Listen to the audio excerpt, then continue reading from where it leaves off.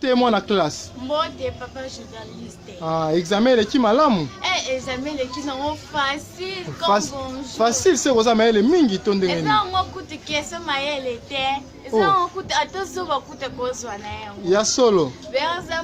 Examen to sali kuna bali pese ki misongo de na classe. Kutu papier na onde za papier na ngo yo to zwaki. Oh papier ba réponse o bino weke ko. Donc besoin de ba réponse. Tozo de ba réponse to sala to zongo déjà. Nzambe mboko ekufi donc ata zoba ozwana e. Ata zoba kuta ozwana e. Donc ba réponse o bino ko tabo ko sala besoin nango déjà. Donc papier ba réponse. Numéro 1 à 30, vous avez combien de questions? Qui plus de 25 questions. Donc,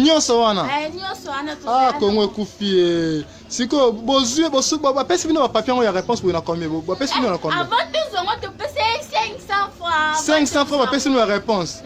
Eh, vous avez place Congo Koufi. Et ça passe peu mawa.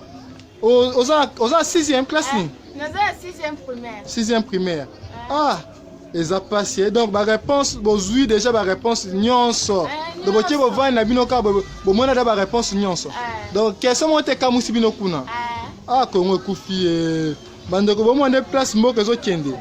Place mboka ezo kende. Place tokomi. Donc, vous avez ma réponse à combien? Na 500. Donc, 500, vous avez ma réponse nyonso. Congo Koufi, mboka Koufi. Bon, avant confinement, vous avez bien, babi gratuité, mais c'est Chilombo sali bien président, accès gratuité. Vous avez malamu na banzi.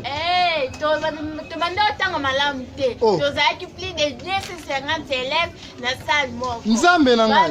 Mais c'est pas comment tu as plaisir. Ceux qui ont au passé déjà des fois lobby. Ya solo. Ya appel sur place. Donc vraiment sur ma place. Na gratuité. Nzambe. On dit que des fois dans lobby ya on va la place là. Bandeko apoto. Bomona.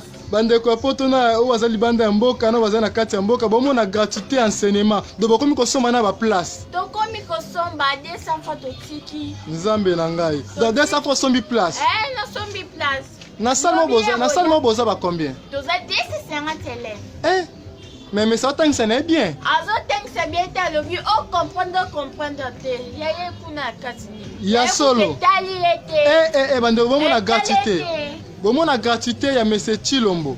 Ya président Mboke Koufi. Siko ko senga na gouvernement basala nini président basala nini pona botanga bien ko senga nini. Basunga biso kaka, basunga biso. Eloko to sengi basunga biso ba monsieur wana vraiment.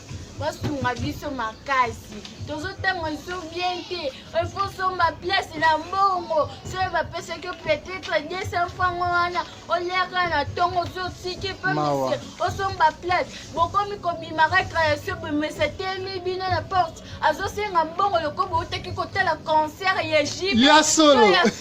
To ya nina o senga bino mbongo. Atemi na porte. Boko tozo senga bino akomi ko compter. Mwana wa pesa kanga mwana wa pesa kanga basunga biso pona ba messe pardon. Mwana pesa kanga mwana pesa kanga ite. Tala ba messe lelo vraiment nde bako. Ezali pasi pe mao ezali pe pasi. Tokosenga na bakonzi ya mboka babongisa enseignement botala yango botala gratuité o pesi bana na biso botala ndenge place memi bango. Donc mwana ki na classe akosala examen boseli ya nini? Ya maths na culture générale na français. Donc déjà. Vous avez la réponse nyonso déjà. Vous avez la réponse. Mboke. Vous avez la corriger biso ba papier na okuti za kutu na kati set na ya ngoyo. Ba papier na déjà tout ça là ngoyo. Ezali pasi. Bo s'abonne massivement na chaîne na bino oyo.